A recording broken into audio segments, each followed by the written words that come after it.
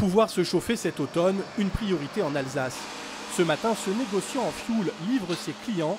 Ici, il fait le plein pour la chaudière.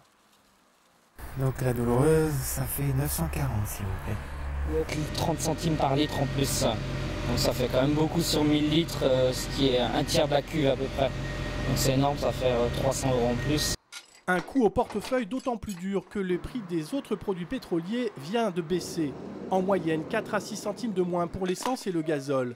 Clients et professionnels déplorent que l'action du gouvernement n'ait pas aussi porté sur les prix du fioul.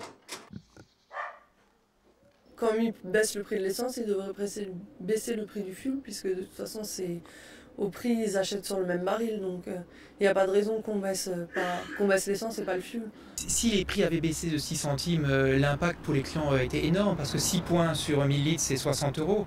Donc ça a un impact quand même beaucoup plus important que sur le carburant. Ça aurait soulagé les ménages. Ces dernières années, le prix du litre de fioul ne cesse d'augmenter. Il coûte aujourd'hui 99 centimes. Depuis 2009, le prix a quasiment doublé. Pour l'association Famille Rurale, le gouvernement doit agir.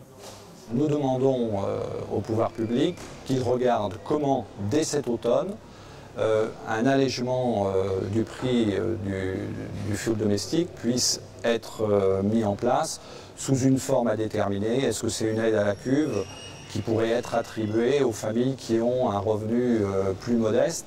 Selon le gouvernement, une loi sur la précarité énergétique est en préparation. À l'origine, elle ne devait concerner que l'électricité, le gaz et l'eau.